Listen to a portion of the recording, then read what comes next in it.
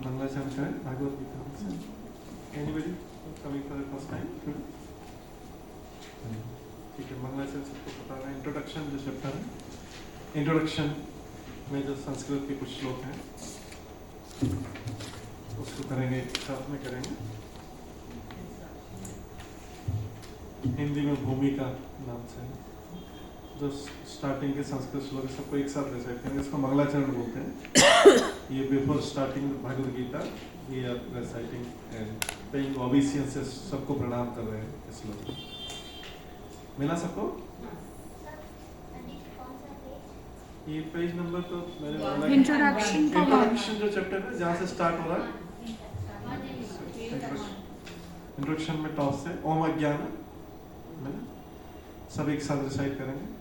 ओम अज्ञानातिमिरन्धस्य ज्ञानाञ्जनः शलाकया चक्षुरुन्मीलितं येन तस्मै श्रीगुरुवे नमः।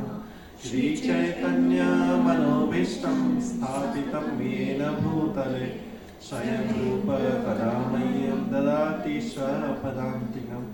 वन्देऽहं श्रीगुरु श्रीयुतपदकमलं श्रीगुरुन् वैष्णवांश्च। श्रीरूपं साग्रजातं सहगण रघुनाथान्वितं तं सजीवं साद्वैतं सावधूतं परिजनसहितं कृष्ण चैतन्य देवं श्रीराधा कृष्ण पादा सहगण ललिता श्री विशाखान्विता। हे कृष्ण करुणा सिंधु दीनबंधु जगतपते गोपेश गोपिकाकांत राधाकांत नमस्ते।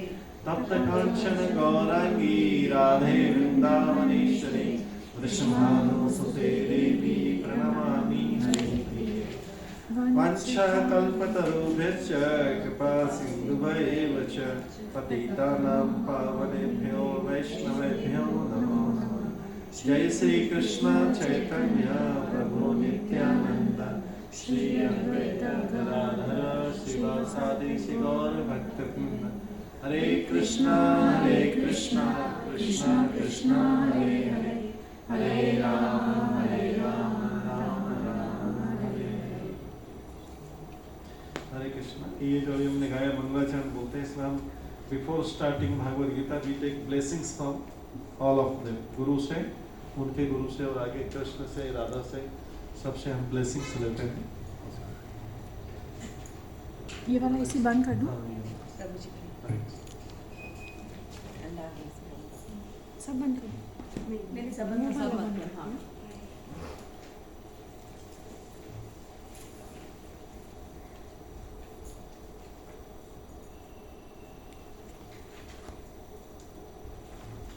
तो लास्ट टाइम हमने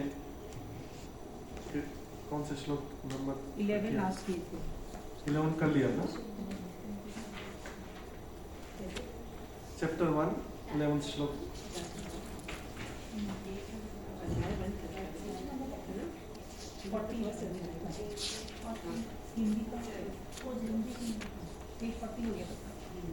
हिंदी में है 36 इन द हिंदी कॉपीज और 36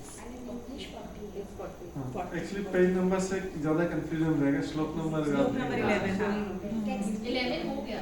11 हो गया। हाँ, क्योंकि भागवत गीता में सब कुछ श्लोक नंबर चल रहा है। 11 तक हो गया। 11 कंप्लीट, 11 फर्स्ट कंप्लीट है। हाँ। Okay. So like last time I told you, ये अभी युद्ध का वर्णन हो रहा है। भागवत गीता का भी उपदेश स्टार्ट आगे होगा। तो इसमें क्योंकि बैकग्राउंड बताना जरूरी कि under what circumstances this battle is being fought, किन परिस्थितियों में ये युद्ध लड़ा जा रहा है, वो परिस्थितियां जानना जरूरी है। और कौन कौन आमने सामने खड़ा है कौरवों की सेना। जैसे आप लोगों ने महाभारत में सब सुना होगा, फिर भी यहाँ बेसिकली यहाँ पे हम महाभारत स्टडी नहीं करें, महाभारत का जस्ट बैकग्राउंड जो है उसको सुन रहे हैं। महाभारत का बैकग्राउंड, और महाभारत का बैकग्राउंड जानना जरूरी क्योंकि गीता क्या है उसका महाभारत का पार्ट है। लास्ट टाइम हमने बताया था गीता महाभारत का एक पार्ट है। महाभारत में कितने श्लोक आते हैं? 7। Anybody remembers? वैसे कलयुग में लिखा गया भाव कि सबकी मेमोरी पावर कम होगी, लेकिन कितनी कम होगी ये पता नहीं। कम होगी ये लिखा हुआ है, प्रेडिक्शन किया गया है, लेकिन मैं वही जस्ट चेक कर रहा हूँ कितनी कम होगी। 800 के आसपास है। 788 ना सर? महाभारत महाभारत। कृष्ण गीता में सब 3000 सब 3000। 1 लाख श्लोका से महाभारत में, पूरा महाभारत बहुत 1 लाख श्लोक है। महाभारत पढ़ना बहुत मुश्किल है सबके लिए। उसमें से जो गीता पोर्शन इम्पोर्टेंट है हमारे लिए, बिकॉज पूरे महाभारत युद्ध में जो भगवान कृष्ण ने अर्जुन को जो उपदेश दिया था वो हमारे जीवन के लिए बहुत इम्पोर्टेंट है। बाकी सब भी जानना जरूरी, आप लोगों ने महाभारत पढ़ा होगा, सीरियल भी देखा होगा, बट उसमें से जो उसी महाभारत युद्ध में भगवान कृष्ण जो अर्जुन को उपदेश दिया था, गीता का उपदेश दिया था, that is very important for us. किस दिन दिया था? आज से 5000 से ज्यादा साल हो गए। वो गीता जयंती आ रहा है, वो दिन आ रहा है, ये 1 दिसंबर को गीता जयंती। 1 दिसंबर को हम लोग सेलिब्रेट करते हैं, इधर गुरु सदय रोड में सेलिब्रेट करते हैं। आप चाहे तो आ सकते हैं मॉर्निंग में। पूरी गीता के साथ 700 श्लोक एक साथ रिसाइट करते हैं, करीब 2.5 to 3 आवर्स लगते हैं। प्रोग्राम तो आप लोग आ सकते हैं, सबके लिए ओपन है, बाहर ही होता है इसमें। गुरु से दौड़ देखा था, गुरु से दौड़ में इसका महोत्सव है इसमें गोविंदास रेस्टोरेंट के पीछे। तो वहाँ पे हम लोग इसी 1 दिसंबर को इस बार गीता जयंती आ रहा है, उस दिन एकादशी रहता है। तो आज से 5000 साल पहले जब ये युद्ध हुआ था, तो इसी दिन भगवान ने गीता जयंती के दिन वन पर्टिकुलर डे, 18 डेज में से 18 डेज महाभारत युद्ध चला था, उसमें से एक दिन जो है, एक दिन में स्टार्टिंग में भगवान ने भागवत गीता का सारा उपदेश जो है अर्जुन को दिया था। कितने टाइम में दिया था? 45 मिनट्स। 45 मिनट्स में दिया था। क्योंकि कृष्ण तो श्लोक संस्कृत में श्लोक बोले थे, फटाफट बोल दिए थे। हम जब इसको रिसाइट करते हैं, यहाँ बैठ के सब लोग मिलके करते हैं, तो आई टेक्स अराउंड 2.5 to 3 आवर्स लगता है। पूरा गीता उस दिन रिसाइट करते हैं, सबके बाद प्रचार होता है। 1 दिसंबर को इस बार है गीता जयंती, हर बार इसी में। तो ये जो है, हम अभी उस गीता का बैकग्राउंड देख रहे हैं महाभारत का, क्योंकि ये बुक महाभारत के लिए नहीं, बस थोड़ा सा बैकग्राउंड है महाभारत का। उसके बाद गीता का उपदेश चालू, मेनली गीता का। गीता में कितने श्लोक हैं सबको याद है? 700 श्लोक। और हमने लास्ट टाइम सबको पढ़ना सिखा दिया था। कोई नया है? फर्स्ट टाइम आ रहे कोई? सेकंड है। तो आपको पता है इस श्लोक का कैसे रिसाइट करना, हमने बताया। नीचे के वर्ड्स को ऐड करके अपने आपके नेबर में जो भी हो वो आपको बता देंगे कि किस तरीके से रिसाइट करना है, जिससे प्रोनाउंसिएशन करेक्टली हो, उसका करेक्ट प्रोनाउंसिएशन करना है। नहीं तो वैसे ही संस्कृत में डायरेक्टली करने जाएंगे तो डिफिकल्ट लगेगा, बट उसके वर्ड्स को ऐड करेंगे। 12th श्लोक से स्टार्ट करें, फर्स्ट चैप्टर। महाभारत का बैकग्राउंड ही चल रहा है।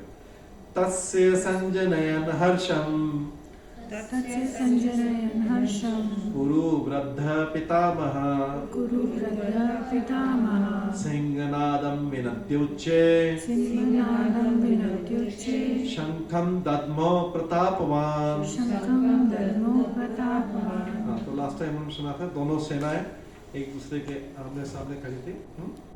ये वही बैकग्राउंड बताया जा रहा है। और अर्जुन ने, सबने मिलके जो है, अर्जुन ने भगवान कृष्ण से क्या बोला था कि मेरे रथ को दोनों सेनाओं के मध्य में ले चलो, जिससे मैं दोनों सेनाओं को देख सकूं, अपनी सेना को भी, क्योंकि अपनी भी पूरी उनको पता नहीं था। सेना बीच में खड़े हुए और उधर एक तरफ कौरवों की सेना, दूसरी तरफ पांडवों की सेना। अब इसके बाद जो है अर्जुन देख के बाद अर्जुन की क्या रिएक्शन होगी, और उसके बाद फिर उस रिएक्शन के बेस पे भगवान कृष्ण जो है भगवद गीता का उपदेश देंगे। इसलिए सारा बैकग्राउंड बताया जा रहा है कि अभी इन सब सेनाओं को देखने के बाद अर्जुन की क्या रिएक्शन होती, क्योंकि उसमें अपने वाले लोगों को भी मारना है, उसको अपने सारे रिलेटिव्स को भी मारना है। तो भगवान उनके साथ थी, तो भगवान ने भगवान ने अर्जुन के कहने पे दोनों सेनाओं के बीच में रथ को खड़ा कर दिया। तब कुरुवंश के वयोवृद्ध परम प्रतापी वृद्ध पितामह ने सिंह गर्जना किसी ध्वनि करते शंख को उच्च स्वर से बजाया। तो भीष्म पितामह तस्य संजन हर्षय कुरु वृद्ध पितामह सिंहनादम विनद्य शंखम दद्म प्रतापवान। धीरे धीरे आप इसका देख सकते हैं, तो उसमें मीनिंग भी संस्कृत का आ जाएगा। तो जो भीष्म पितामह ने अपना जोर से गर्जना करते हुए अपना शंख बजाया, जिससे क्या इंडिकेट हो रहा है कि अभी युद्ध स्टार्ट होने वाला है। युद्ध स्टार्ट करने के लिए दोनों तरफ से शंख बजता है। तो इससे दुर्योधन वो किसकी तरफ थे? भीष्म पितामह किस साइड में थे? कौरवों की साइड में, दुर्योधन की साइड में थे। दुर्योधन को बहुत प्रसन्नता हुई कि चलो भीष्म पितामह ने बजाया, शंख बजाया, मतलब भीष्म पितामह मेरी तरफ से युद्ध करने के लिए रेडी है। उस समय उस पृथ्वी पे सबसे पावरफुल जो पर्सन था पूरे अर्थ प्लेनेट पे, वो भीष्म पितामह। तो भीष्म पितामह जिसकी तरफ है, वो ये माना जाता था कि वो व्यक्ति युद्ध जीत जाएगा उसको। लेकिन ये लोग भगवान का इंपॉर्टेंस नहीं जानते थे। जो भक्त लोग थे, जो भगवान के भक्त, वो जानते थे कि जिस तरह भगवान है, विजय वही होगी। लास्ट टाइम हमने एक श्लोक बताया था, एक श्लोक है जो भगवद गीता का, एक इसमें आपको पता लग जाएगा कि जीत किसकी होती है। तो 78 श्लोक पे आ जाएगी, लास्ट एकदम भगवद गीता के 20 में 18 चैप्टर का 78 श्लोक। मैं पेज नंबर नहीं बताऊंगा, आप लोग टॉप से ढूंढिए, टॉप से देखिए। टॉप में चैप्टर भी है, श्लोक नंबर भी 18.78 18.7, उससे ढूंढेंगे तो जल्दी मिलेगा। 18th लास्ट चैप्टर इसका, तो उतने पेज एक साथ 18.78 श्लोक, 78 श्लोक। नहीं वो नहीं, 78 श्लोक नंबर 78 78 पे आगे सब श्लोक नंबर मैं बता रहा हूँ, टॉप से ढूंढिए 8 7 ठीक है। दिस इज लास्ट श्लोक ऑफ भगवद गीता। मिला, सबको मिल गया? ठीक है, कोई बात नहीं। इसको जाते हैं, देखिए एक बार जस्ट रेफरेंस देने के लिए। नहीं 18.78 हाँ 78 श्लोक नंबर 78। यत्र योगेश्वर, आप लोग रिपीट करना है, यत्र योगेश्वर कृष्ण, यत्र योगेश्वर कृष्ण, यत्र पार्थ धनुधर, यत्र पार्थ धनुधर, तत्र श्री विजय भूति, तत्र श्री विजय भूति, ध्रुवा नीति मति मम, ध्रुवा नीति मति मम। जहां योगेश्वर कृष्ण है, जहां परमधर अर्जुन है, वहीं ऐश्वर्य, विजय, अलौकिक शक्ति तथा नीति भी निश्चित रूप से रहती है, ऐसा मेरा मन है। जहां पे कृष्ण है वहां पे ऐश्वर्य, ऑल काइंड ऑफ ऑपुलेंसेस भी रहेंगी, वहीं पे विजय भी होगी, उसी व्यक्ति की विजय होगी, अलौकिक शक्ति भी रहेगी वहां पे, एक्स्ट्राऑर्डिनरी सुपरनेचुरल पावर भी वहां पे है, और नीति भी, धर्म की नीति, धर्म भी उसी तरफ में रहेगा जिस साइड में कृष्ण है। ठीक है। Even though Bhishma Pitamah was most powerful person on the earth planet at that point of time, उस समय भीष्म पितामह सबसे पावरफुल था, लेकिन इस श्लोक में क्या बोल दिया अभी भागवत गीता के लास्ट श्लोक में, जिस तरफ कृष्ण है वहीं पे लक्ष्मी, श्री होता है, ऐश्वर्य, विजय, अलौकिक शक्ति, श्री, श्लोक में श्री लिखेगा, तत्व श्री विजय हो, श्री लक्ष्मी देवी का नाम। श्री किसको बोलते हैं? श्री लक्ष्मी देवी। यहाँ पे श्री का ट्रांसलेशन दिया ओपुलेंस। ओपुलेंस वो बताता हूँ, उससे कनेक्ट कर रहा हूं मैं। तो श्री, जिस तरफ श्री है, श्री में क्या आ जाता है, सब लोग दीपावली पे किसकी पूजा करते हैं? लक्ष्मी देवी की पूजा करते हैं, लेकिन वो असली लक्ष्मी नहीं, वो खाली धन के लिए पूजा करते हैं, मानते ही धन है, जबकि Lakshmi Devi is capable of providing much more than only wealth. धन से ज्यादा बहुत कुछ दे सकती है, लेकिन लोग धन ही मानते हैं, तो उस धन के लिए उस लक्ष्मी देवी को आने की जरूरत नहीं, दूसरी लक्ष्मी देवी आ जाती है, उनकी शेडो आ जाती है, वो धन देने का प्रयास करती है, हालांकि तो भी उस लक्ष्मी देवी की पूजा ढंग से नहीं होती, तो लक्ष्मी देवी भी नहीं आती है, वो देवी भी नहीं आती। लक्ष्मी देवी जो भगवान की पत्नी, लक्ष्मी नारायण बोलते हैं, सबने सुना, लक्ष्मी जो वैकुंठ लोक में निवास करती है, she is capable of giving wealth. कितने देखना, काउंट करना, वेल्थ मतलब धन, ब्यूटी सुंदरता, पावर मतलब बल या शक्ति, फेम मतलब यश, रेनंसिएशन एंड नॉलेज, त्याग और ज्ञान, 6 ऐश्वर्य पूर्ण रूप से दे सकती है जो भगवान के पास ये 6 ऐश्वर्य रहते हैं। इसके अलावा इस संसार में और कुछ चाहिए किसी को चीज, एक बार जस्ट काउंट कर लीजिए। इसके अलावा कुछ बाहर जा रहा हो तो बता दीजिए। इसके अलावा कुछ और चाहिए तो? वेल्थ हो गया, ब्यूटी हो गया, पावर हो गया, शक्ति। हाँ, हेल्थ में पावर हो गया ना, शक्ति बोलो, बल जो है जिसमें बोल रहे हैं, बल मतलब कमजोर आदमी तो बलवान होगा नहीं, तो बलवान नहीं उसमें है। हाँ? बल हो गया, ज्ञान हो गया, वैराग्य हो गया, जब चाहिए छोड़ सकते हैं, कोई प्रॉब्लम नहीं रहेगी। वैराग्य का मतलब है कि कभी भी कोई व्यक्ति चाहे डिटैच हो सकता है, उससे अलग हो सकता है, उसके पास वो भी दिया पावर। और फेम, यश, पूरे वर्ल्ड में संसार में किसी के पास कुछ है, किसी के पास कुछ है, किसी के पास कुछ है, थोड़ा थोड़ा किसी के पास 1-2 चीजें, उसी में उसको प्राइड हो जाता है, लेकिन भगवान के पास सारी चीजें हैं। और लक्ष्मी जी क्योंकि उनकी वाइफ है, उनकी पत्नी, उनकी शक्ति है, तो लक्ष्मी जी ये जो है, लक्ष्मी जी ये सब चीजें दे सकती है। ठीक है, अगर उनको, लेकिन लक्ष्मी जी, हमने पहले किसी क्लास में बताया गया, लक्ष्मी जी अपने हस्बैंड को फॉलो करती है। ठीक है, आप समझ गए होंगे कि हम अगर दीपावली पे लक्ष्मी जी को बुला के लक्ष्मी जी की पूजा करें, आती नहीं है, तो वो अपने हस्बैंड को फॉलो करते हैं। तो जहां पे नारायण आ जाते हैं, लक्ष्मी उनको फॉलो करते हैं। लक्ष्मी नारायण रहेंगे तो ये सारी चीजें, जहाँ पे नारायण की पूजा होगी वहां पे लक्ष्मी जी अपने आप में आ जाएगी, because she is very obedient wife. वो जहाँ पे उनके हस्बैंड जाते हैं उनको वहां पे उनको हस्बैंड के साथ में जाती हैं। शी इज लक्ष्मी जी को इनवाइट कर आ जाएगी, लेकिन पहले नारायण को बुलाना पड़ेगा, पहले नारायण को बुलाना पड़ेगा, उनके साथ में लक्ष्मी जी आ जाएगी। और तो दीपावली पे सारे लोग प्रयास करते रहते हैं, लेकिन सारे वेस्ट हो जाते हैं, क्योंकि खाली लक्ष्मी जी आती है। उसके साथ इधर उधर चाहे गणेश जी को बिठा दिया, चाहे सरस्वती को बिठा दिया, लेकिन वो आएगी। अच्छा, गीता के बाहर ही क्वेश्चन है सर, हम लोग गणेश जी लक्ष्मी जी का क्यों पूजा करते थे दिवाली वाले? गीता पे उन लोगों ने इसको बनाया हुआ है, गणेश जी बुद्धि के स्वामी, बुद्धि और धन उसके, ये लोगों ने ट्रेडिशनल बनाया। इनमें से किसी ने भी शास्त्रों को प्रॉपर्ली पढ़ा नहीं। ये कोई स्टोरी ऐसे किसी कोई वो नहीं है कि भाई गणेश जी लक्ष्मी, स्टोरी बस ऐसे रिलेशनशिप के कारण के, एक बुद्धि के स्वामी, एक बल के स्वामी, उस तरीके से करके क्या, कई लोग सरस्वती में रखते हैं, विद्या भी आ जाए उसके साथ में, तो बुद्धि और विद्या अलग अलग, इसलिए उसके कारण पूजा करते हैं, ये तीनों चीजें आ जाए। But actually over a period of time सारी जो ट्रेडिशंस हैं उसका किसी को रीजन पता नहीं, लॉजिक पता नहीं है, वो सब ओवर पीरियड में डिस्टॉर्ट हो गई करते हैं। किसी पंडित जी ने बोल दिया कि ये भी रख दो, ये भी रख दो, ये भी रख दो, बट जो ट्रेडिशनली सारी चीजें भागवत गीता और भागवतम में दी हुई। तो यहाँ पे लिखा है, यत्र योगेश्वर कृष्ण यत्र पार्थ धनंजय तत्र श्री विजयो।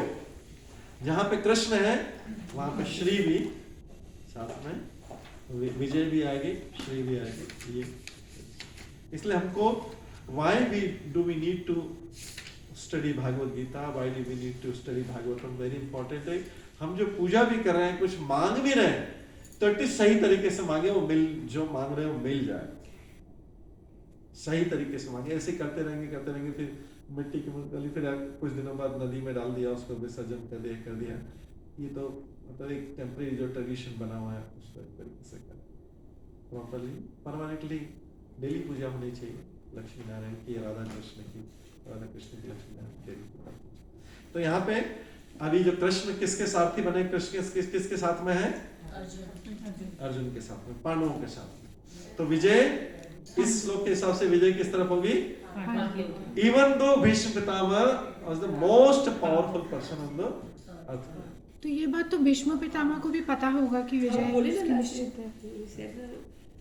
भीष्म पितामह का हमने जानते थे ना कि अगर पांडवस में चले जाते थे युद्ध नहीं होता। हाँ, युद्ध नहीं होता। ये मैंने लास्ट टाइम कथा बताई थी कि भगवान ने भी उनको प्रेरणा दी, क्योंकि भीष्म पितामह पांडवों से ही प्रेम करते थे, शुरू से पांडवों के हितैषी थे, लेकिन और उनको लैंड भी नहीं दे रहे थे, भूमि रहने के लिए भी नहीं दे रहे थे।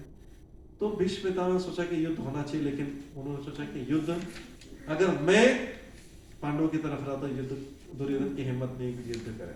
तो मेरा इधर होना जरूरी है, जिससे क्या है कि उनको प्रेरणा, उनको कुछ मोटिवेशन मिलेगा कि मैं युद्ध आगे करूं, नहीं तो आगे नहीं बढ़ सकता। तो इसीलिए तो बोला है यहाँ पे। देखिए, जब भीष्म पितामह ने शंख को उच्च से बजाया, दुर्योधन को बहुत हर्ष हुआ कि हाँ भीष्म पितामह बहुत पावरफुल पर्सन है, इनके शंख बजने से ही लग रहा है कि ये अभी बस पांडवों को हरा देंगे। इस होप में वो उसने युद्ध के लिए आगे बढ़ा। ये भीष्म पितामह, ठीक है। किसी दिन भीष्म पितामह की स्टोरी अलग से सुनाएंगे, उनकी बहुत इंटरेस्टिंग स्टोरी है।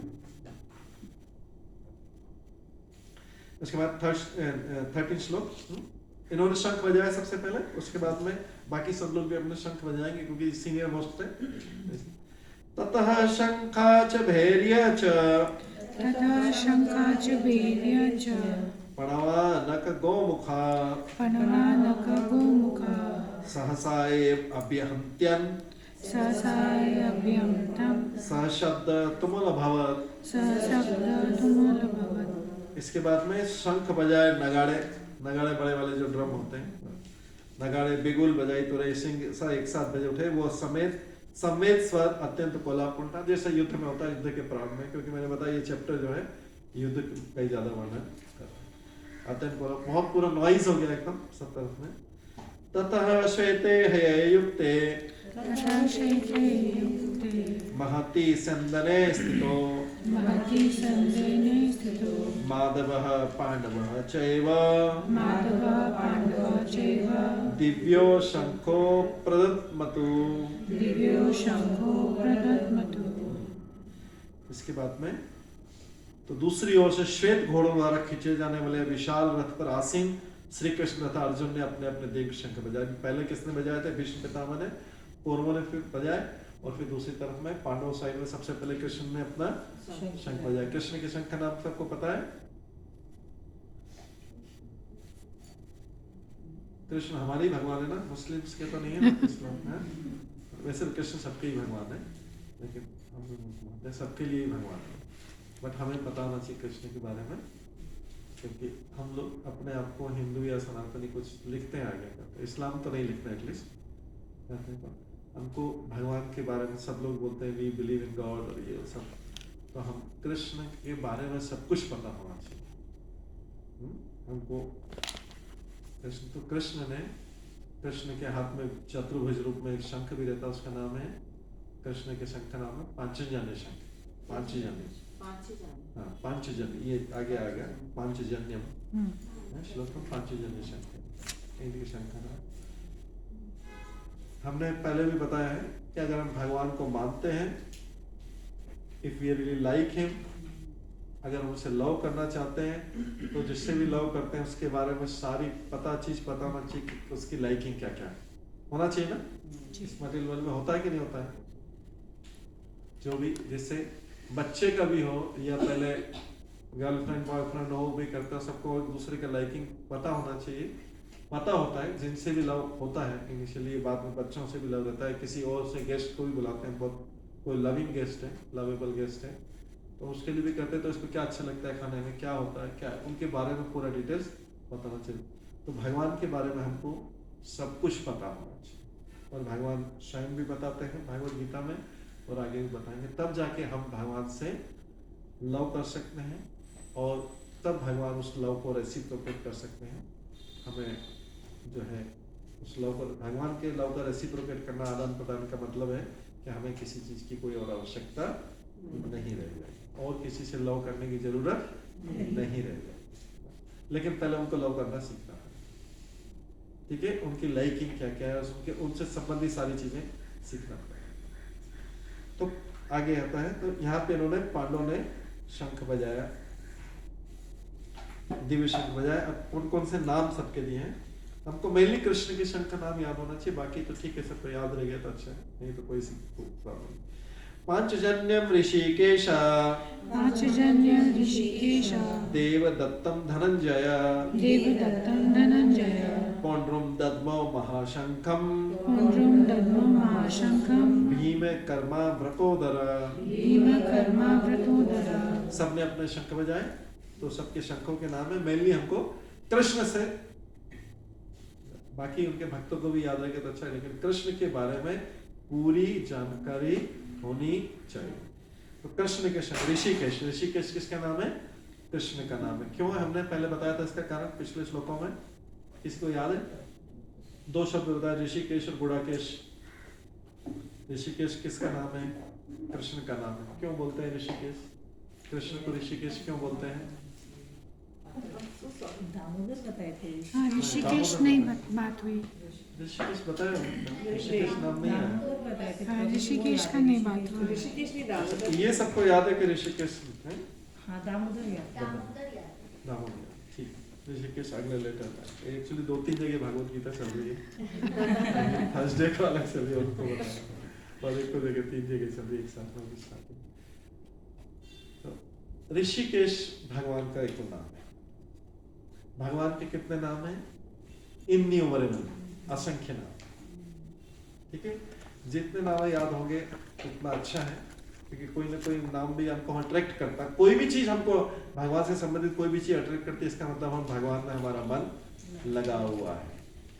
ये न के न प्रकार है, न किसी भी तरीके से हम भगवान में मन लगा लें तो वो हमारी भक्ति कहलाएगी। चाहे काम करते हुए, अपने घर का काम करते, बाहर का काम करते, कोई भी किसी भी तरीके से हमारा भगवान में, तो भगवान के असंख्य नाम में जो भी अट्रैक्टिव नाम लगे, अगर वो भी याद आ जाए, बहुत सारे नाम याद है, उसमें से कोई भी नाम याद आ जाए, भगवान खुश हो जाए कि मेरे को ये याद करता है, मेरे को ये याद करता है। जैसे हमने एक एग्जाम्पल बताया था, रिपीट कर रहे हैं क्या?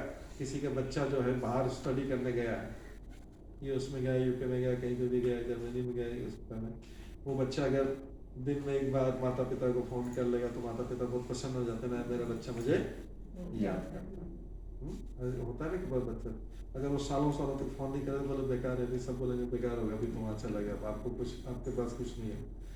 तो वो, तो इसलिए भगवान भी थे उसको भी भूल जाते हैं, जो चला गया याद ही नहीं करता। भगवान ने कुछ ठीक है तो उसको रहने दो, यहीं पे आनंद आनंद उसको बहुत ही देखते, लेकिन जो याद करता है डेली, उसको भगवान बोलते हैं ठीक है, ये व्यक्ति जो जितनी ज्यादा बार याद करता है या जितनी ज्यादा बार नाम लेता है, भगवान उतने ज्यादा बार प्रसन्न होते हैं। सीधा सा रूल है, सीधा नियम, एकदम स्ट्रेट नियम है। जो जितनी बार भगवान को याद करता है, उनका नाम लेता है, भगवान उतने ज्यादा प्रसन्न होते हैं, जितनी ज्यादा बार। काम में, चाहे काम में हो नहीं, भगवान को हमारे काम से कोई मतलब नहीं।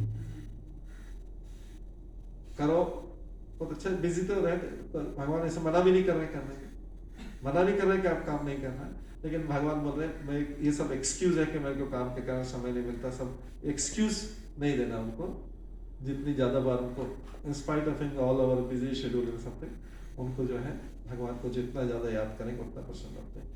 तो भगवान के अलग नाम, कृष्ण नाम जो है, क्योंकि हम कृष्ण द्वारा बोली गई, कृष्ण नाम कहाँ से आया इसका हमने बताया था, स्टार्टिंग बताया था। कृष्ण होता है आकर्षण से बना है, जो सबको अपनी तरफ आकर्षित कर सके वही कृष्ण, वो है जो सबको अपनी तरफ आकर्षित कर सकते हैं, वो उसका उनके इष्टम का नाम है कृष्ण, आकर्षण से बना है। और कृष्ण सबको अपनी तरफ क्यों आकर्षित कर लेते हैं? क्योंकि उनके पास में ये जो 6 गुण हैं, 6 अपुलेंसेस जो हमने ऊपर बताया था, wealth, beauty, fame, power, knowledge, ये सारी चीजें जिसके पास, लोग सन्यासी त्यागी की तरफ आकर्षित होते हैं, कोई ज्ञानमय व्यक्ति है उसकी तरफ आकर्षित है, किसी के पास बहुत धन है उसकी तरफ आकर्षित होते हैं, कोई बहुत सुंदर उसकी तरफ आकर्षित होते हैं, कोई बहुत पावरफुल उसकी तरफ आकर्षित है, कोई बहुत वेल्दी उसकी तरफ आकर्षित होता है। वो सारे आकर्षित में से संसार के अलावा कुछ और है नहीं। तो ये सारी चीजें कृष्ण से ही आती है। हमको उसका एक डस्ट पार्टिकल जैसा, धूल के कण जैसा कुछ चीजें, किसी को ब्यूटी मिल गई, किसी को धन मिल गया, किसी को मिलता, उसी में सब अपनी कॉलर वालर ऊपर करके हम जो है ये सोचते हैं कि बहुत महान हो गए, बहुत बड़े हुए, लेकिन वो डस्ट पार्टिकल के बराबर में मिल जाए किसी को तो उसी में सबको गर्व हो जाता है। लेकिन भगवान के पास हो जाता है, फिर भी भगवान गर्वित नहीं रहते। आगे हम स्टोरी में सुनेंगे और सुनेंगे कृष्ण को कोई सारी चीज 100% होते हुए भी उनको कभी कोई प्राइड फील नहीं।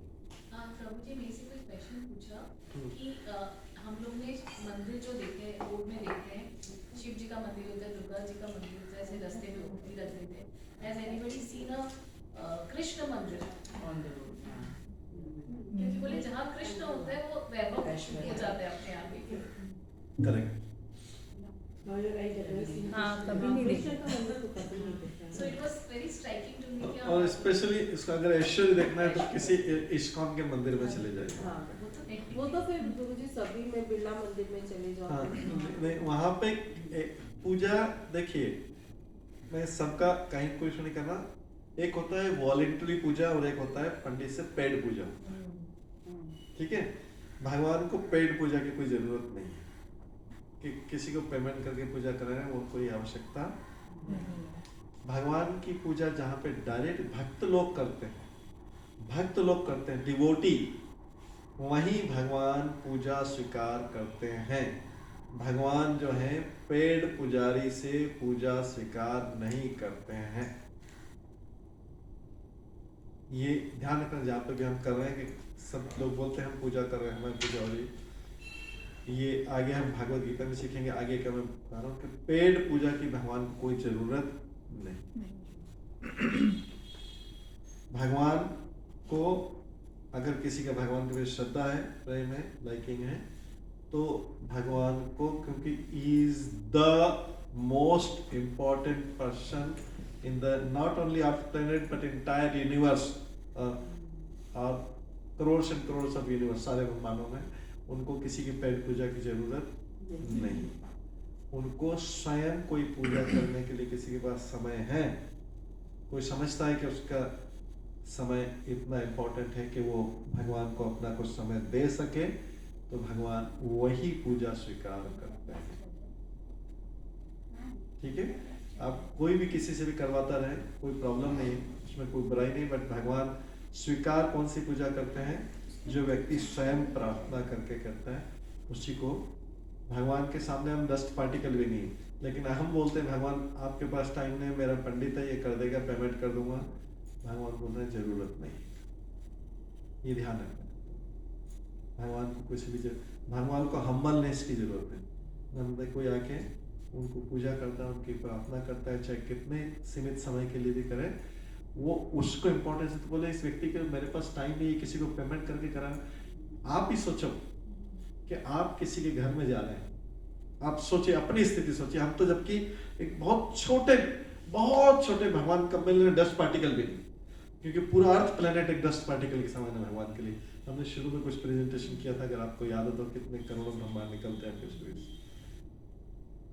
भगवान बोल रहे हैं कि भाई जैसे आप किसी के यहाँ जाओ और आप आपने किसी को इनवाइट किया है, किसी के घर में आया, क्योंकि आपने नाम बुलाया ना, कृष्ण का किसी का नाम बुलाया, तो वो अपने घर में आया, आपके घर में आया। अब आप बिजी हैं, फोन पे बिजी हैं, या कहीं ऑफिस जाना करना है, आपने किसी अपने सर्वेंट को बोल दिया, स्टाफ को बोल दिया कि भाई इस व्यक्ति को आप अटेंड कर लेना पूरे टाइम, जो इनको खाना पीना है सब कुछ दे देना, ब्रेकफास्ट कर देना, कर देना, और उसके बाद ये जब जाना चाहिए, how will that person, how will that guest feel? आपके घर में कोई मोस्ट इंपॉर्टेंट गेस्ट आ रहा है, आपको ऑफिस जाना है, ये करना है, बोला कि एक सर्वेंट को, पेड स्टाफ को, मेंबर को बोल दिया कि आप इसको पूरा अटेंड कर देना, और 56 भोग लगा देना, जो खाना 56 एकदम पूरी थाली सजा देना, सब कुछ कर देना, बट इसको आप अटेंड कर देना। मेरे पास तो टाइम नहीं है, मेरे को तो अपना जॉब और पैसा कमाना है, या दूसरे घर के काम है। How you feel? ये हमारी पोजीशन, और भगवान हमसे करोड़ों करोड़ों करोड़ों गुना पावरफुल और इम्पोर्टेंट पर्सन। तो आप सोच लीजिए, आंसर आप सबको पता है, मैं आपसे आंसर पूछूंगा भी नहीं। अगर आपको ऐसा पूछा जाए, रोज किसी के घर में जाके बुलाया जाए, ऐसा अब आप सोचते, लोग दीपावली में सोच रहे हैं हम लक्ष्मी की पूजा करके बोलते हैं, इसीलिए को आडंबर और ढोंग जो है सब इन्हीं चीजों को बोलते हैं कि उसका कोई मीनिंग ही नहीं। कौन ऐसे में आएगा? पंडित जी आके पूजा कर रहे हैं, तो भगवान को पंडित तो अपने घर में ही कर देना, पेड स्टाफ से सारी चीज करा रहे हैं, आपके पास भगवान के लिए टाइम नहीं, तो क्यों आएंगे? उसको 56 भोग, जो गेस्ट आए अपने 56 भोग पर, बोले जो सब कुछ दे देना, जाते टाइम रिटर्न गिफ्ट भी दे देना, बट टाइम, मेरे पास टाइम। आप अंदाज बना सकते हैं, इंसल्ट है भगवान के लिए।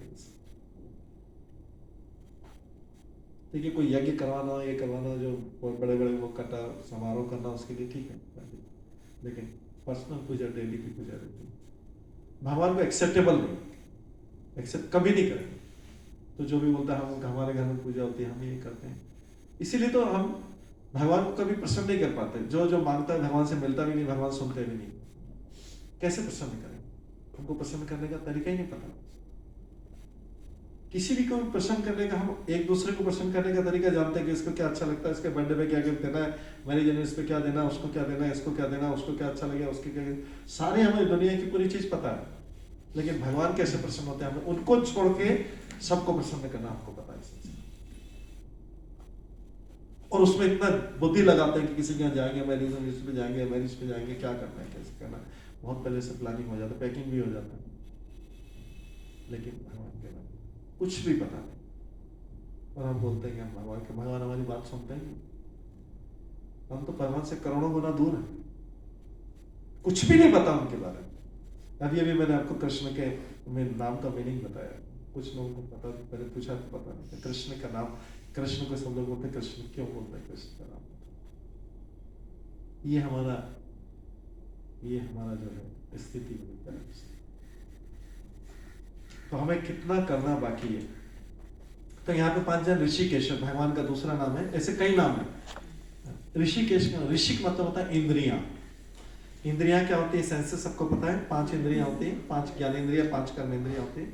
5 हम मेनली ज्ञानेंद्रियां बताएंगे, 5 eyes, ears, nose, tongue and skin. इसको ज्ञानेंद्रियां बोलते हैं, क्योंकि इसके द्वारा हम बहुत ही जगह ज्ञान प्राप्त करते हैं। जैसे स्किन से क्या पता करते हैं, हॉट और कोल्ड, सॉफ्ट और हार्ड, इससे हमको पता लगता है, स्किन से पता लगता है। आई से क्या पता लगता है, कोई अच्छी ब्यूटीफुल चीज है या अगली है या क्या जो भी है, उसका मन आई से मिलता है।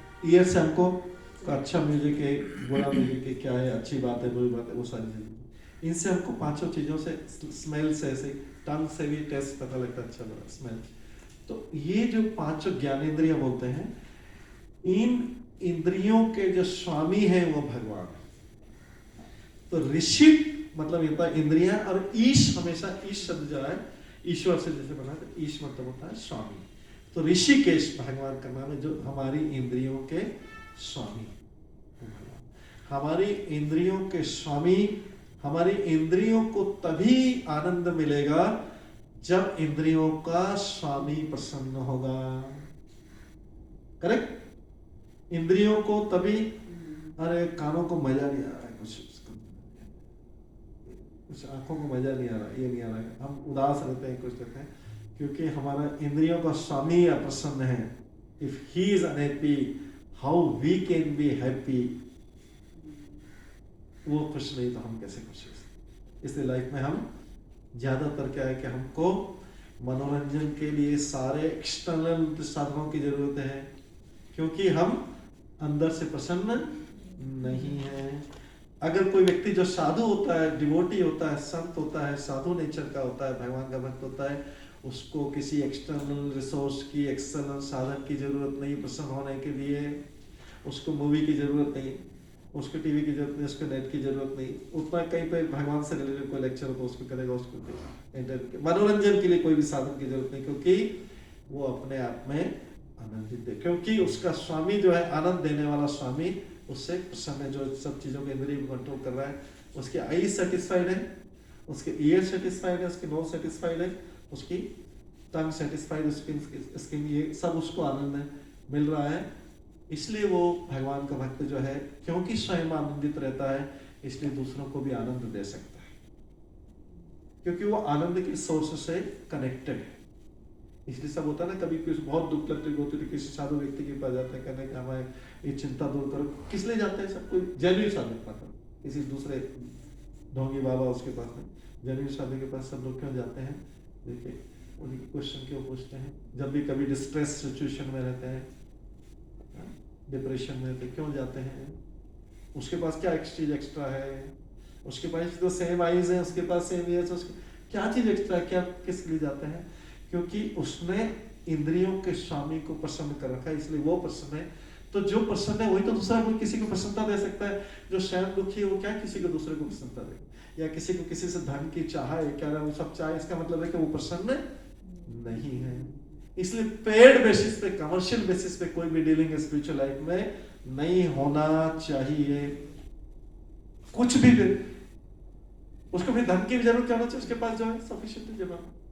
Why he should be needing, he or she should be needing anything else?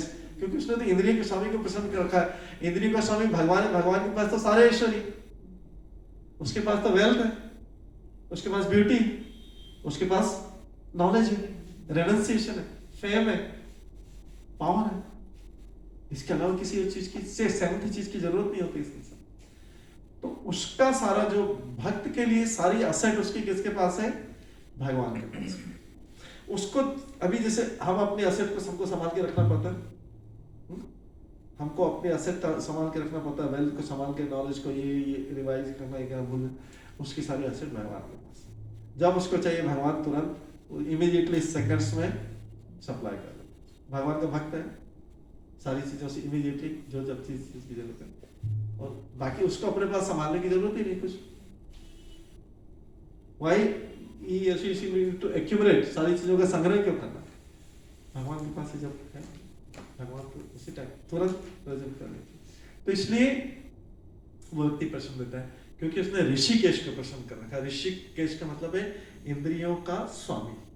ये पांचों इंद्रियां प्रसन्न है तो व्यक्ति प्रसन्न रहेगा, ऑलवेज हैप्पी रहेगा।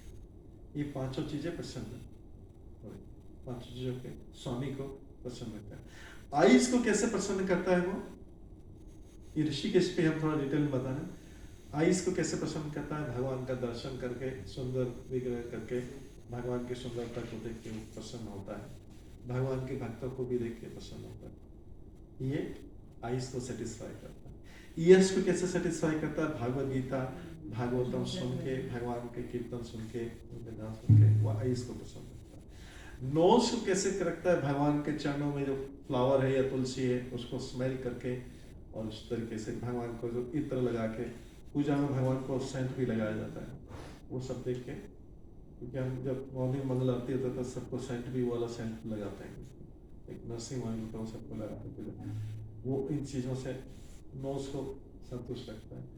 टंग को कैसे संतुष्ट रखता है, भगवान को भोग लगाया और प्रसाद खाता है। जो भी घर में लंच डिनर ब्रेकफास्ट बने उसको पहले भगवान को भोग लगाता है और उसको भोग लगा के खाता है, वो प्रसाद होता है, और इस तरीके से वो प्रसन्न रखता है, अपने टंग को प्रसन्न रखता है।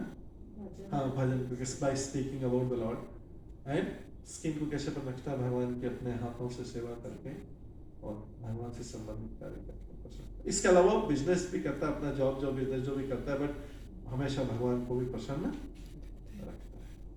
क्या कोई एक व्यक्ति, सपोज कोई मेल मेंबर है, वो बाहर जॉब करने बिजनेस करने जाता है, तो बिजनेस करने जाता है तो क्या फैमिली को प्रसन्न नहीं रख सकता है क्या? दोनों वो भी रख सकता है, दोनों काम साथ में कर सकता है कि नहीं कर सकता?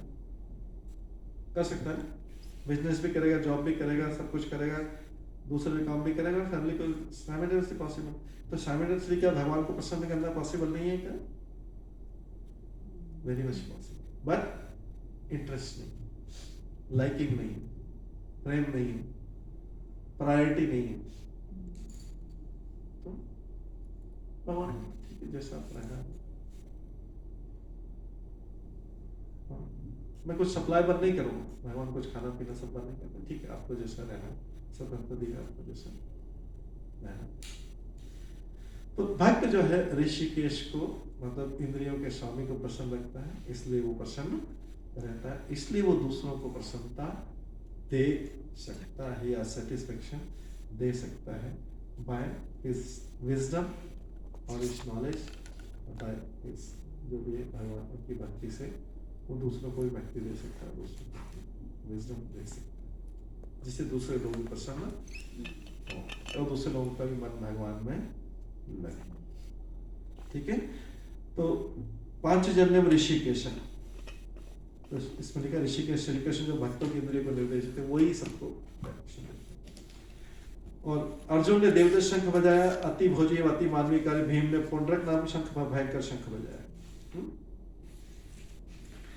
इसलिए जो है भगवान जीव को ऐसा निर्देश देते हैं इंद्रिय के भक्त में उतार के उनके शरण ग्रहण कर ले, और वो शुद्ध भक्त की इंद्रियों को तो डायरेक्टली भगवान गाइड करते हैं। जिसने भगवान को प्रसन्न कर लिया उसको भगवान डायरेक्टली ज्ञान देते रहते, लेकिन जो भगवान को प्रसन्न नहीं कर पाया उसको किसी के थ्रू, गुरु के थ्रू या टीचर के थ्रू उसको ज्ञान दिलवाते हैं, उसको डायरेक्टली भगवान देते हैं। भगवान भगवद गीता में 10वें अध्याय के 10वें श्लोक में बोलते हैं, देखिए भगवान किसको बुद्धि देते हैं।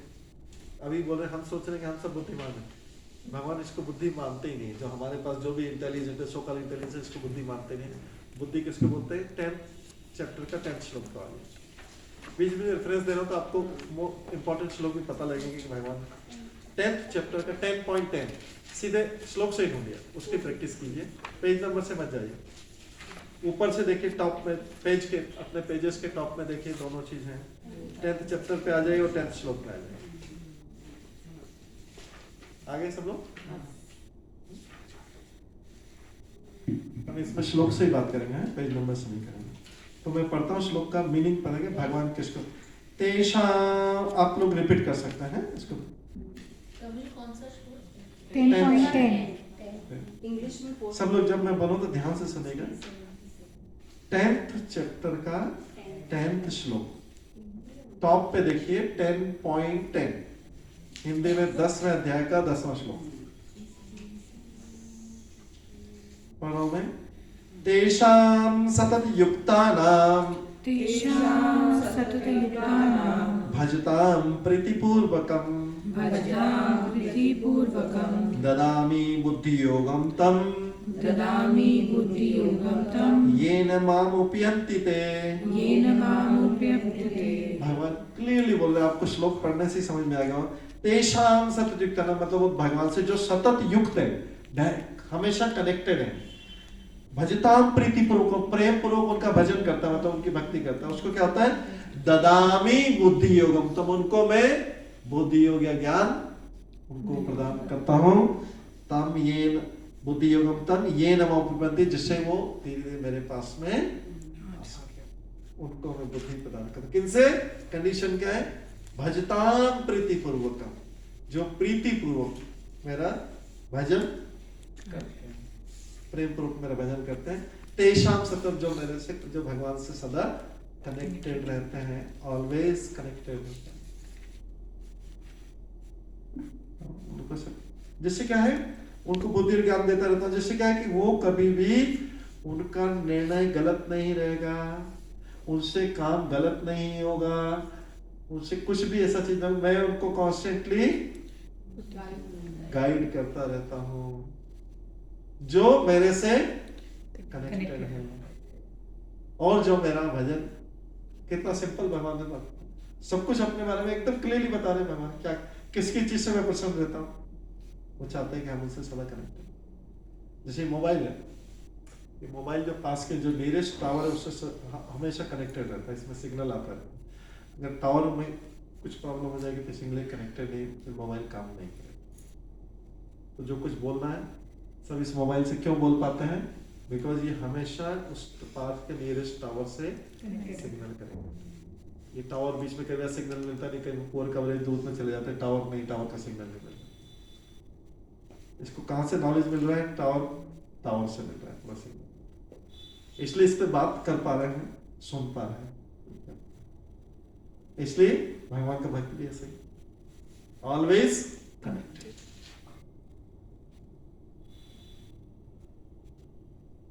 तो ये जो है भगवान यहाँ पे यही बोल रहे हैं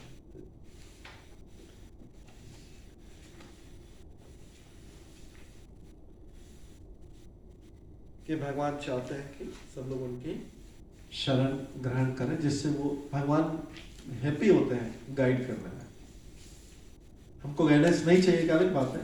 जैसे कई बार होता है ना, छोटे बच्चे को पेरेंट्स, उसके ग्रैंड पेरेंट्स या पेरेंट्स चाहते हैं कि छोटे बच्चे को गाइड करें, वो उनके पास जाए तो कुछ होता है, हैप्पी होते हैं, अनहैप्पी होते हैं गाइड करने में। ग्रैंड पेरेंट्स जो होते हैं स्पेशली, या पेरेंट्स होते हैं, अगर उनके पास छोटा बच्चा जाए तो हैप्पी होता है। हैप्पी होता है ना उनको नॉलेज देने में, क्या पूछने जाएंगे तो बहुत हैप्पी होता है मन में, मेरे से पूछने आए हैं। करेक्ट, ये हमने ऐसे ही जो है भगवान प्रसन्न सारे टाइम।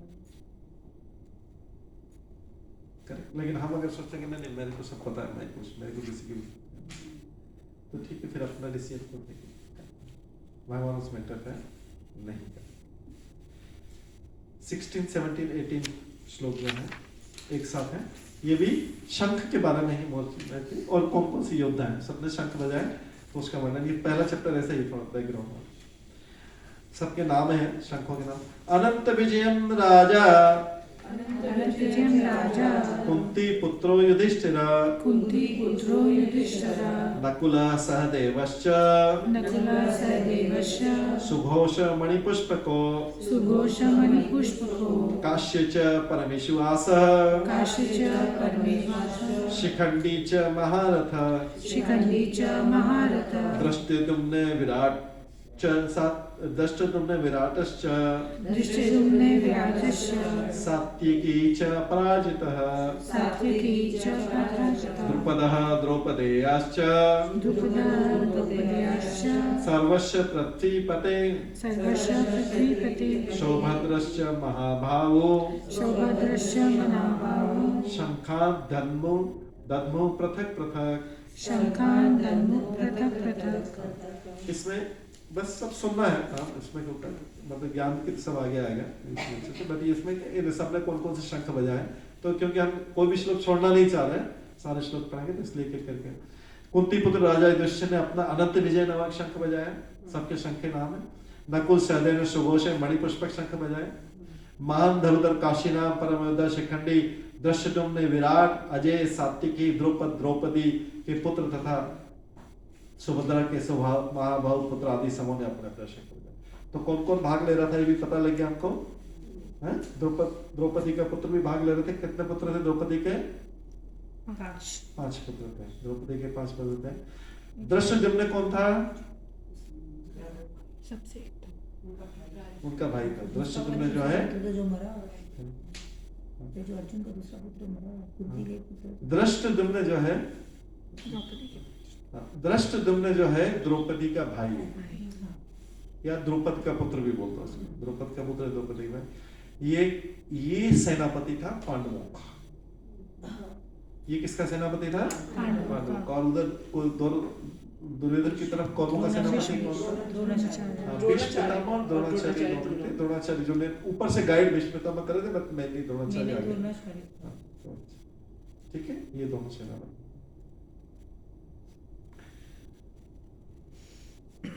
सघोष धार्तराष्ट्राणां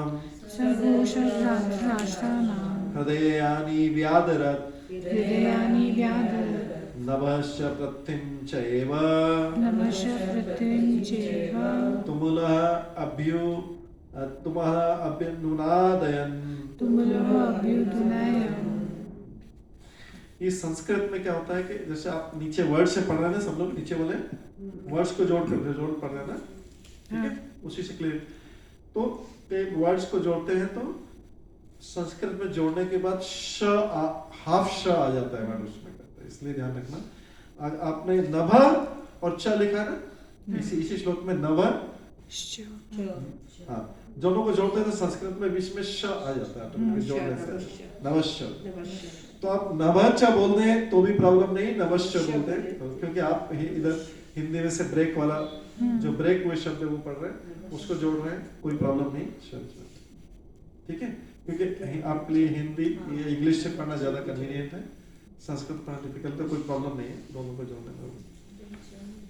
तो जब इन विभिन्न शंखों की ध्वनि कोलाहल पूर्ण हुई, शंखों की आवाज से तो पूरा एकदम युद्ध का माहौल बन गया, सब जगह शंख शंख की आवाज आ रही। तो जो आकाश तथा पृथ्वी को शब्दामान करते हुए धृतराष्ट्र के पुत्रों के हृदय को विदीर्ण करने लगी। अभी तक तो पहले तो कौरवों ने बजाए थे शंख, अब जब पांडवों के शंख की आवाज सुनी तो उनको हृदय में, कौरवों को थोड़ा डर लगने लग गया। इनके शंख इतने पावरफुल बज रहे हैं, उसमें से भीम बजा रहा है, अर्जुन बजा रहा है, उधर तो खाली भीष्म पितामह का शंख पावरफुल था, इधर करने लगे तो डर गए शंख। शंख की आवाज ही जैसे एक को मोटिवेट करने वाली है और दूसरे को डिमोटिवेट करने वाली। ये युद्ध में ऐसे ही एक इधर जिस शंख की जिस साइड से बज रहा है वो बोले बहुत जोर से शोर कर रहे हैं, हाँ चलो चलो चलो, जैसे इसमें होता है ना क्रिकेट मैच शुरू से पहले से या कुछ होता है सब जो चीयर लीडर सब चीयर करते थे उसके सब क्या उत्साह बढ़ाने के लिए था। तो जिधर के ज्यादा चीयरफुल होंगे दूसरे वाला कमजोर होगा तो वो थोड़ा सोचेगा अरे ये तो इधर में ज्यादा पावरफुल दिख रहा है। तो इधर चीयर लीडर्स की जगह कौन है? शंख बजाने वाले, ठीक है, शंख बजाने वाले, शंख बजा रहे। तो दुर्योधन के पक्ष के पांडवों के हृदय, उनके हृदय कमजोर हो गए थोड़ा, क्योंकि पांडवों का विश्वास पूरा के पूरा कृष्ण के ऊपर था कि हमारी साइड में कृष्ण है। उनको पर्सनल, दुर्योधन को कृष्ण के ऊपर कॉन्फिडेंस नहीं था क्योंकि दुर्योधन कृष्ण को भगवान नहीं मानता, एक साधारण पुरुष मानता था, महान पुरुष मानता था।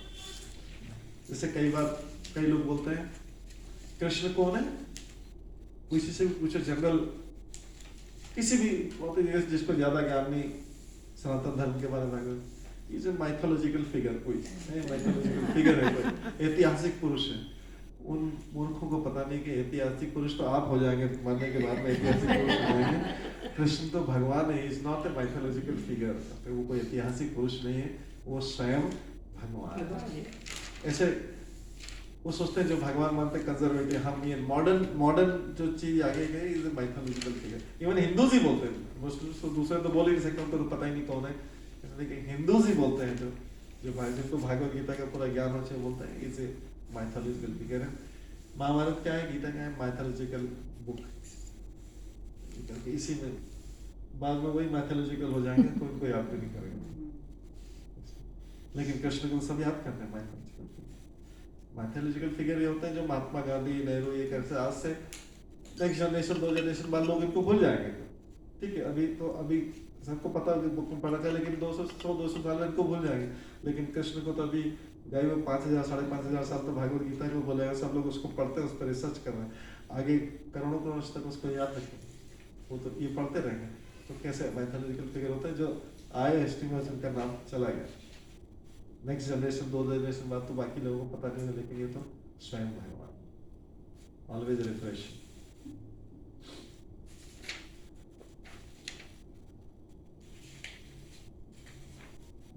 तो इनके हृदय विजन होंगे। इसके बाद 20 श्लोक, अथ व्यवस्थितान दृष्टा, अथ व्यवस्थितान दृष्टा, धार्त राष्ट्रान कपिध्वज, धार्तराष्ट्रान् कपिध्वज, प्रवर्ते शस्त्र संपाते, प्रवर्ते शस्त्र संपाते, धनु उद्यम्य पांडव। धनुरुद्यम्य पांडव। मैं इसको पूरे ट्यून में नहीं गा रहा हूँ जैसे श्लोक गाते हैं, क्योंकि फिर आप लोग उसको फॉलो नहीं कर पाएंगे, तो मैं ब्रेक करके गा रहा हूँ। उसके बाद अगर पढ़ना है तो उसको फिर ट्यून में भी आप लोग पढ़ सकते हैं, मैं आगे पता नहीं जैसे दूसरे श्लोक पढ़े, जरूर नहीं ट्यून में, बट करेक्ट पढ़ना जरूरी है, करेक्ट पढ़ना और श्लोक पढ़ना आना चाहिए, करेक्ट पढ़ना जरूरी है। ट्यून में आए नहीं आए, ट्यून बाहर के लोगों को दिखाने के लिए, बट एक्चुअल में पढ़ने के लिए श्लोक प्रॉपर तरीके से। तो प्रवर्ते शस्त्र संपाते धनुरुद्यम्य पांडव, ये हो गया था। हाँ।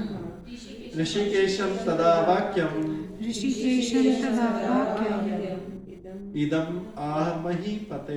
इदम् आह महीपते। अब जो है अर्जुन का जो रथ था, एक स्पेशल रथ, इसके बारे में वर्णन आता है। अर्जुन के रथ पे जो ध्वज लगा हुआ था उस पे हनुमान जी बैठे, तो उसका नाम है कपिध्वज। ये उनको गिफ्ट मिला था, आगे बताएंगे किससे मिला था गिफ्ट, पूरा की पूरा रथ गिफ्ट मिला था। और हनुमान जी ने रामचंद्र को विजय दिलाई थी, इसलिए जहाँ श्री कृष्ण तो बैठे ही हैं, साथ में हनुमान जी का फ्लैग लगा हुआ है ऊपर, कपिध्वज, उस ध्वज के ऊपर हनुमान जी बैठे हैं, तो पांडवों की अर्जुन की विजय निश्चित है। कपिध्वज बना हुआ।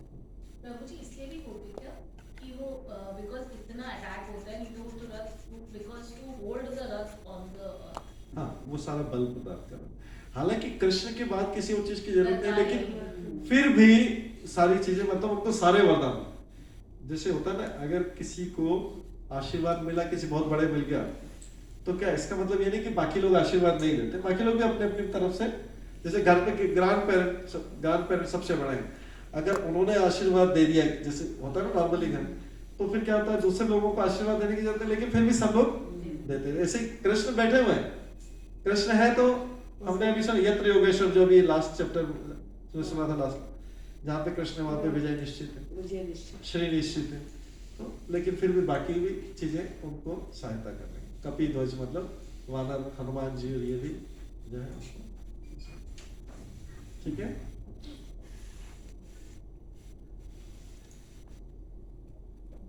हाँ, तो अभी पांडुपुत्र अर्जुन ने अपना धनुष उठाकर तीर चलाने के उद्यत हुआ, अभी तैयार हुआ, उसने धनुष अपना उठाया, धनुष मेरे को गिफ्टेड था, गांडीव धनुष, उनके नदी का नाम क्या है, गांडीव धनुष, आगे नाम भी आएगा, उसको किया गांडीवधारी भी बोलते हैं, अर्जुन का एक नाम है।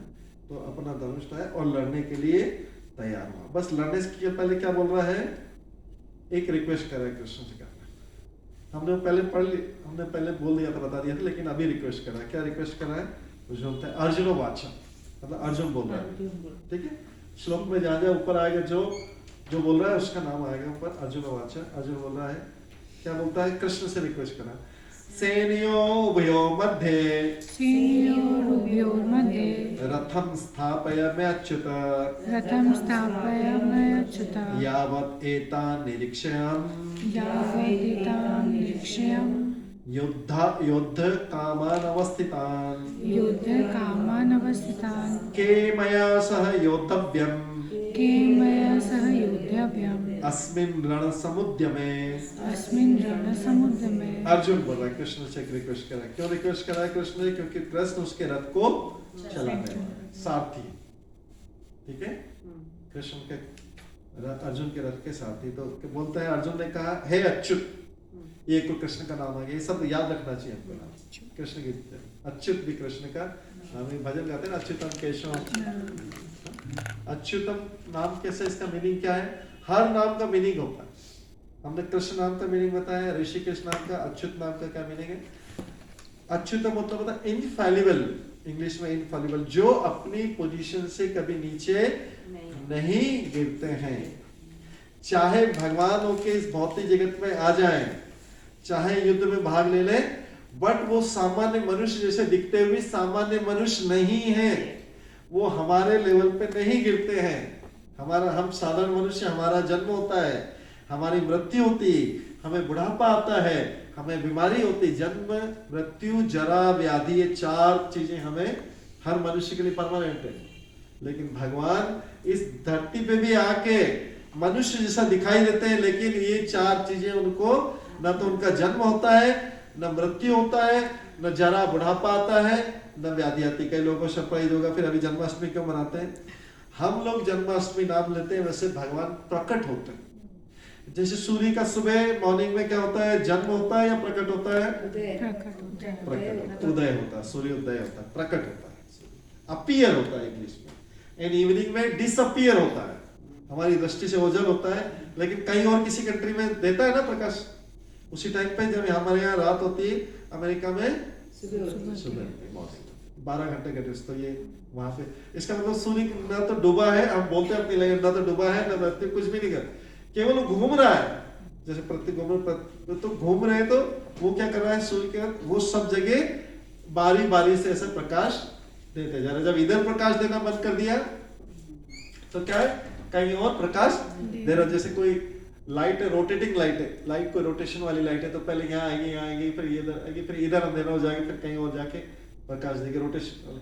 ऐसी सूर्य रोटेट होगा, तो ऐसे भगवान कृष्ण जो है, न तो जन्म होता है न मृत्यु। जब यहाँ से जाते हैं तो किसी और ब्रह्मांड में, ऐसा जैसा हमारा यूनिवर्स है कि और प्लेनेट है, वहां पे जाके लीला करते रहते अपना, फिर वहां पे कुछ करते हैं, फिर वहां से जाते हैं, वहां जाते हैं, कंटिन्यूस चलते रहते। फिर जब पूरा ब्रह्मा जी का एक दिन होता है, ब्रह्मा जी का एक दिन का मतलब कितना होता है, हमने बताया था 432 करोड़ ईयर्स ब्रह्मा जी का एक दिन होता है। 432 करोड़ वर्ष में ब्रह्मा जी का एक दिन होता है। उस एक दिन के बाद फिर भगवान का समय आता है, फिर से क्या आते हैं, कृष्ण जो है ब्रह्मा जी के एक दिन बाद फिर से, मतलब 432 करोड़ साल बाद फिर से यहाँ पे अपनी लीला करता है। और बाकी टाइम कौन करता है लीलाएं, भगवान के अलग अलग अवतार लीलाएं। एक कृष्ण, और अपने शुरू में सब बताया, कृष्ण और कृष्ण के अवतार है। जब कृष्ण को पूरा आने की जरूरत नहीं पड़ती तो क्या करते हैं, उनके अपने अवतार को भेजते हैं। कृष्ण पूर्ण पुरुषोत्तम है, जब वो आते हैं तो सारी चीजें करते पूरा। और जब उनको उनकी जरूरत नहीं, खाली मारना है किसी करना है, तो क्या करते हैं उनके मारना है, कोई काम करना है, स्पेशल काम करना है, सारे काम नहीं करना, तो क्या करते हैं अपने अवतार को भेज देते हैं। रामचंद्र क्यों आए थे इस पृथ्वी पे? मर्यादा की स्थापना करने के लिए आए थे, इसलिए उनको बोला जाता है मर्यादा पुरुषोत्तम। नरसिंह भगवान किसके लिए आए थे? अपने भक्त प्रहलाद महाराज को बचाने के लिए आए थे, इसलिए उनको मत्स्य अवतार होता है, कूर्म अवतार होता है, अलग अलग। कूर्म अवतार किस लिए आया था? समुद्र मंथन में नीचे मंदराचल पर्वत के नीचे थे, जिससे मंदराचल पर्वत को मंथन कर सके, इसलिए आए थे। हर अवतार का एक विशेष प्रयोजन, लेकिन कृष्ण आते हैं तो सारे अवतारों को अपने अंदर लेके आते हैं पूरे, इसलिए कृष्ण को बोला था पूर्ण पुरुषोत्तम भगवान। ठीक है, बाकी सब उनके लिमिटेड ऐश्वर्य लेके आते हैं, लिमिटेड क्वालिटीज लेके आते हैं और इस पृथ्वी पर करके अपनी लीलाएं करके जाते हैं। ठीक है, तो अर्जुन बोल रहा है अच्युत। अच्युत मतलब भगवान अपनी पोजीशन से च्युत नहीं होते, भगवान अपनी पोजीशन से फैलिबल नहीं, फॉल नहीं होते, नीचे नहीं गिरते, इसलिए उनका नाम है अच्युत, इनफैलिबल, जो अपनी पोजीशन से कभी भी कैसे भी किसी भी परिस्थिति में हो जाए। भगवान किसी परिस्थिति में कहीं पे भी चले जाए, भगवान नरसिंह भगवान बन के आते हैं। मत्स्य अवतार भी लेते हैं ना, शुक्र अवतार भी लेते हैं। शुक्र कौन होता है, किसको बोलते हैं? मछली। शुक्र, शुक्र अवतार किसको बोलते हैं? मत्स्य मछली हो गया। शुक्र अवतार किसको बोलते हैं? Pig, hog. पिग तो एनिमल्स में सबसे, हाँ उसको वरा अवतार, उसको वरा अवतार बोलते हैं। तो वो तो सबसे नीचे लेवल का एनिमल होता है। डज दैट मीन कि भगवान की पोजीशन नीचे होगी? नो, भगवान जो भी अवतार ले लें, वरा के मंदिर सब लोग पूछते हैं इनका, मथुरा में वरा, श्वेत वराह रखते हैं, चेन्नई में मंदिर उनका बहुत बड़ा, भगवान का वरा रूप में पूजा करते हैं, मत्स्य रूप में पूजा करते हैं।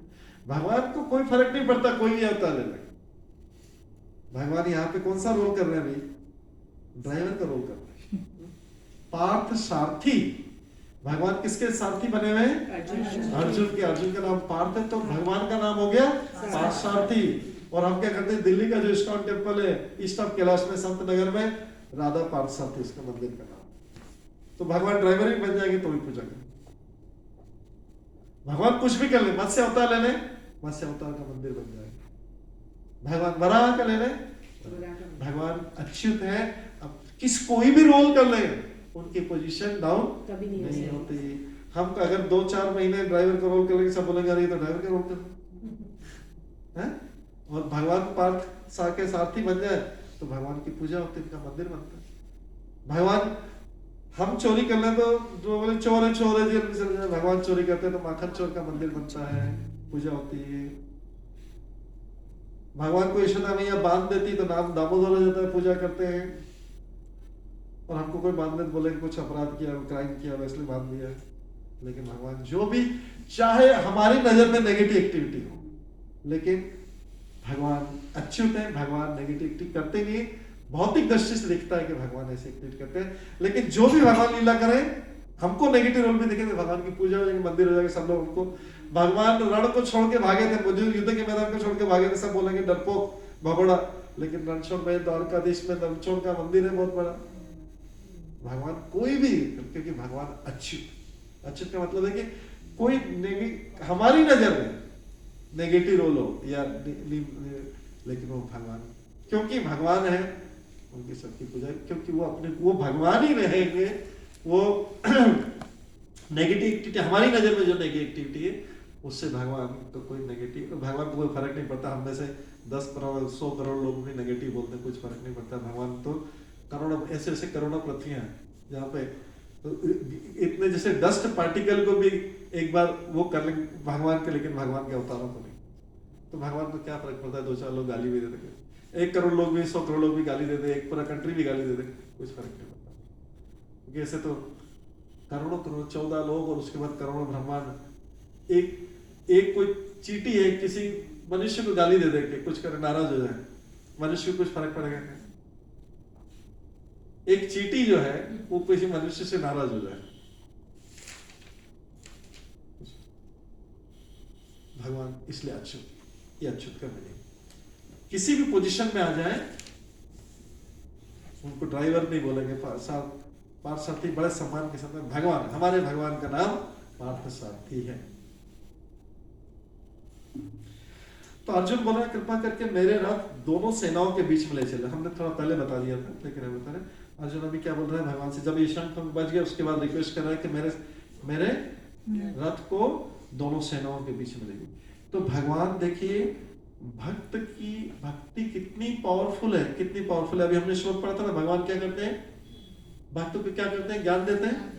और उससे भी ज्यादा ज्ञान देना तो भगवान उससे भी ज्यादा, कि अगर कोई भगवान का भक्त बन जाए, भगवान उसके ड्राइवर बनने को तैयार है। इसलिए तो भक्त लोग भगवान को प्रसन्न करते, बोलेंगे भगवान को प्रसन्न के लिए किसी की क्या जरूरत है। अगर किसी ने भगवान को प्रसन्न कर लिया तो और किसी चीज की जरूरत नहीं। एक हमने थोड़ा वो ह्यूमरस चीज थोड़ा है, वो सुनाई थी एक बार, जस्ट ऐसे एग्जांपल था। एक साधु किसी स्कूल में गया भगवान के बारे में कुछ बताने के लिए, उसको स्कूल में इनवाइट किया।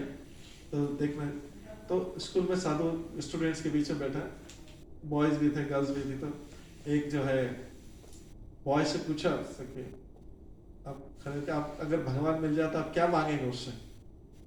तो बॉय ने बोला कि ऐसा 100 बंगले होना चाहिए, 50 गाड़ी हो, 100 बंगले हो, और ये हो वो, बहुत सारी चीजें मांगनी के, फेम हो, ये हो, डायमंड।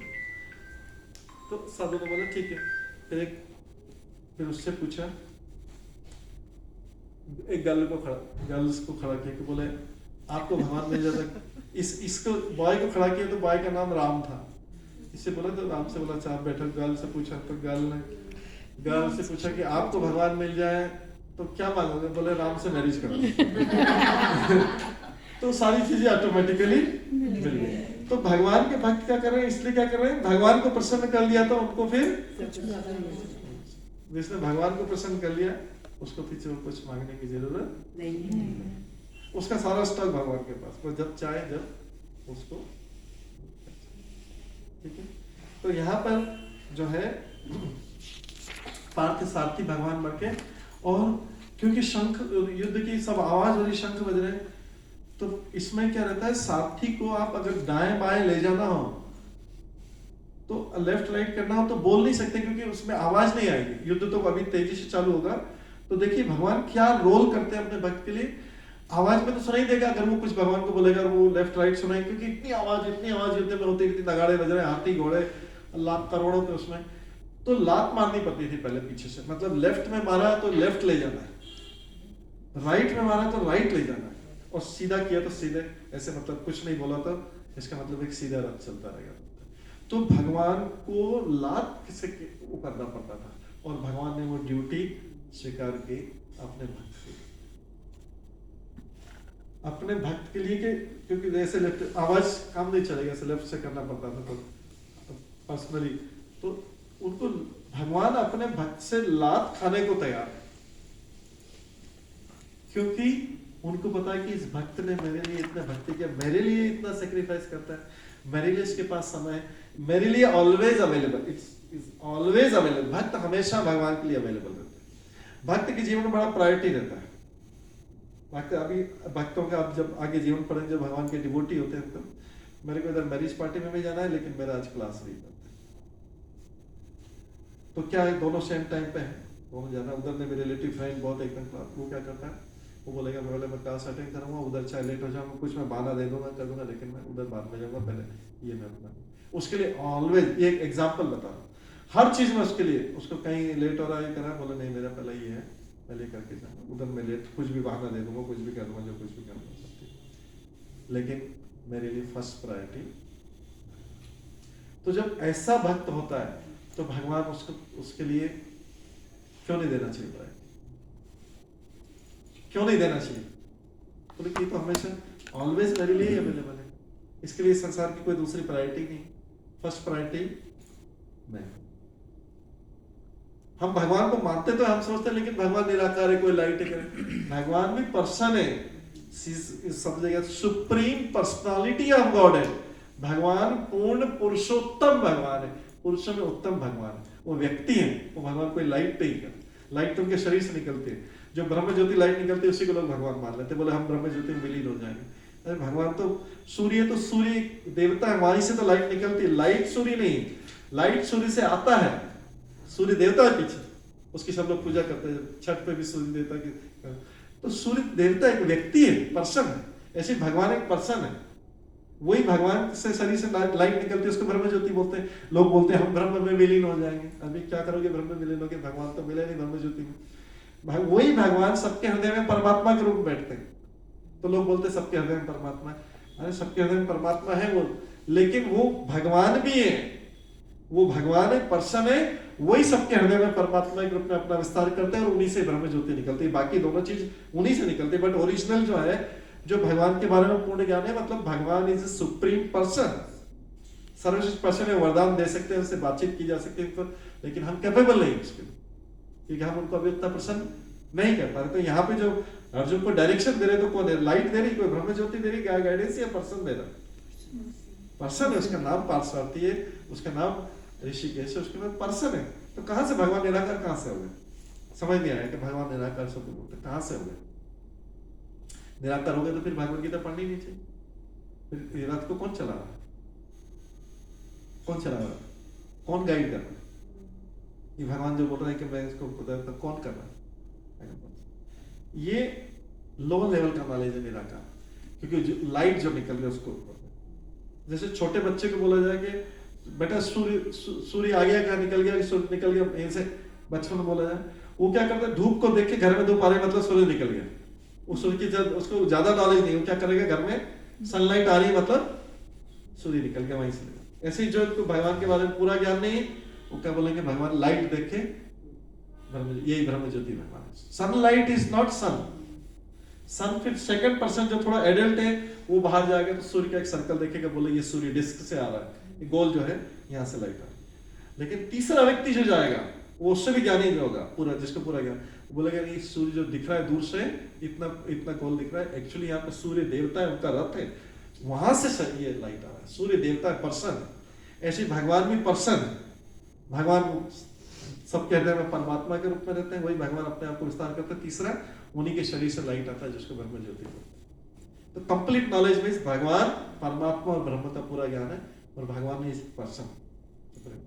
तो उन्होंने बोला कि जो दोनों सेना के बीच में जो मुझे ले जाओ, क्योंकि मेरे को क्या करना है, अर्जुन ने किस लिए बोला कि मुझे दोनों सेनाओं को देखना है, जिनसे अभी मेरे को युद्ध करना है, उनको मैं देख तो लूं। अपनी सेना भी उसको पूरी नहीं दिख रही, क्योंकि वो तो सेना के बीच में खड़ा, तो उसको देखना है बीच में। वो तो सेना के अगर लाइन में खड़े दिखेंगे तो उसको बीच में जाके दोनों तरफ, लेफ्ट राइट में दोनों तरफ देखना है, आगे पीछे देखना है कि उसकी सेना में उसको किससे किससे फाइट करना है, किससे किससे युद्ध करना है। फिर अब जब अर्जुन ये देखेगा, तो अभी तक उसने जो गांडी धनुष दिखा चढ़ाया था और युद्ध करने के लिए तैयार था, वो जब सेना को देखेगा तो सारा के सारा उत्साह उसका खत्म हो जाएगा। ये नेक्स्ट क्लास में श्रवण करेंगे, ठीक है, कि अर्जुन को क्या रिएक्शन होता है। उसके बाद भगवान फिर आगे उसको ज्ञान देंगे करेंगे। अभी अर्जुन कहाँ हो गया इस क्लास में, याद रहेगा नेक्स्ट क्लास तक। अभी कहाँ खड़ा है अर्जुन? नहीं तो फिर क्या करना है, सब भूल जाएंगे तो हमको फिर से अर्जुन को लाना पड़ेगा, श्लोक करके फिर अर्जुन को खड़ा करना पड़ेगा। ठीक है, हरे कृष्ण हरे कृष्णा कृष्णा कृष्णा हरे हरे, हरे राम राम राम हरे हरे। और क्लास अगर रेगुलर रखेंगे तो रेगुलर